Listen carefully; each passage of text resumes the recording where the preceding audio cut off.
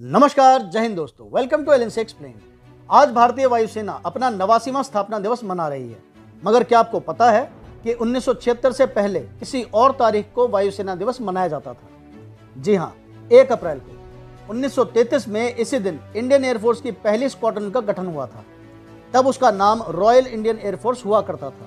26 जनवरी 1950 को जब हमारा देश गणतंत्र बना तो इसके नाम में से रॉयल हटा दिया गया। 1 अप्रैल 1954 को एयर मार्शल सुब्रतो मुखर्जी ने ब्रिटिश कमांडर की जगह ली और भारतीय वायुसेना के पहले भारतीय कमांडर इन चीफ बने। यही वो दिन था जब सही मायनों में इंडियन एयरफोर्स भारतीय बनी थी।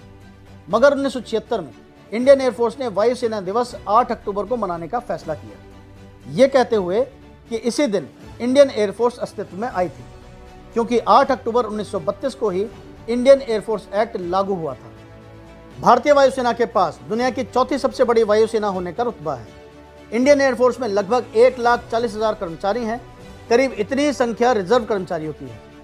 चीफ ऑफ एयर स्टाफ इसमें कमांडर होते हैं, राष्ट्रपति कमांडर इन चीफ। भारतीय वायुसेना के पास 1850 से ज़्यादा एयरक्राफ्ट हैं। इसमें करीब 900 लड़ाकू विमान हैं। इंडियन एयरफोर्स के पास Rafale, Sukhoi Su-30 MKI, HAL Tejas, MiG-29 और जैगुआर जैसे फाइटर जेट्स, चिनूक, LCH और HAL रुद्र जैसे अटैक हेलीकॉप्टर्स इंडियन एयरफोर्स के पास हैं। इसके अलावा यूटिलिटी के लिए इंडियन एयरफोर्स के पास CH-47F Chinook, MIL Mi-26, MIL Mi-8, MIL Mi-17, Mi-17-1V और Mi-17V5 हैं। हाल ही में बोइंग AH-64E अपाचे अटैक भी इंडियन एयरफोर्स को मिला है, जो हर मौसम में अटैक मिशन पर जा सकता है। इंडियन एयरफोर्स के पास डेडिकेटेड मगर छोटी UAV फ्लीट है।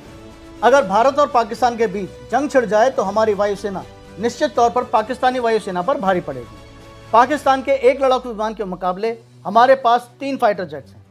भारत के पास 31 स्क्वाड्रन हैं, जबकि पाकिस्तान के पास केवल 22।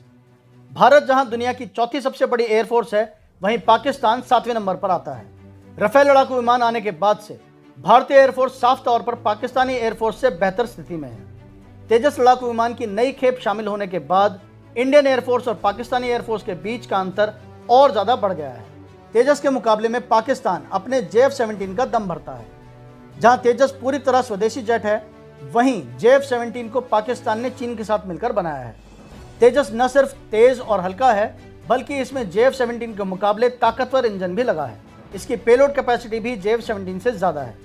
पिछले साल मई से ईस्टर्न लद्दाख में भारत और चीन के बीच लाइन ऑफ एक्चुअल कंट्रोल पर गतिरोध जारी है। जानकारों के मुताबिक परंपरागत युद्ध में हाई ऑल्टीट्यूड इलाकों पर भारत चीन पर भारी पड़ सकता है। एयर पावर के मामले में भी भारत का पलड़ा भारी है। चीन के खुद के बनाए Z-10Mi और Z-20 हेलीकॉप्टर हाई ऑल्टीट्यूड इलाके में नाकाम है। Z-10Mi अटैक हेलीकॉप्टर है और Z-20 technical utility helicopter. Z-10 और Z-20 हेलीकॉप्टर के इंजन की कैपेसिटी हाई ऑल्टीट्यूड लायक नहीं है। ये आमने सामने की जंग के लिए ज़रूरी सैनिकों को भी हाई ऑल्टीट्यूड तक पहुंचाने में कारगर नहीं है। Z-20 मल्टीफंक्शन कॉम्बैट हेलीकॉप्टर नहीं है। इसमें हथियार नहीं है और आर्मर प्रोटेक्शन भी नहीं है। आर्मर प्रोटेक्शन का मतलब है कि अगर कोई बाहर से अटैक करता है तो इस हेलीकॉप्टर में ऐसा कुछ भी नहीं है जिससे ये खुद को बचा सके। साथ ही इसमें आउटबोर्ड फ्यूल टैंक भी नहीं है। चीन का चेंगडू J-20 फाइटर एयरक्राफ्ट भी हाई ऑल्टीट्यूड में ज़्यादा सक्षम नहीं है। चीन कहता है कि J-20 5th जनरेशन एयरक्राफ्ट है, लेकिन एक्सपर्ट्स का कहना है कि J-20 में 3rd जनरेशन का इंजन लगा है। इसकी पेलोड कैपेसिटी भारत के पास मौजूद फाइटर जेट राफेल से कम है। चीन रूस से Mi-17 के 3 वेरिएंट Mi-171E, Mi-171SH और Mi-171LT ले रहा है। भारतीय सेना के पास पहले से ही Mi-17 हेलीकॉप्टर मौजूद हैं। कुछ वक्त पहले Cambridge best बेल्फर centre for science and international affairs ने भारत और चीन की सैन्य ताकत को लेकर एक रिसर्च की। इसमें कहा गया है कि चीन और भारत की एयरफोर्स की तुलना करें तो इंडियन एयरफोर्स चीन से काफ़ी आगे है। तो इसी के साथ यह है इस वीडियो का। अगर वीडियो पसंद आई हो तो वीडियो को लाइक करें, शेयर करें, कमेंट करें और अगर हमारे चैनल पर नए हैं तो चैनल को सब्सक्राइब करके घंटी का बटन जरूर दबाएं। Thank you for listening. धन्यवाद। जय हिंद।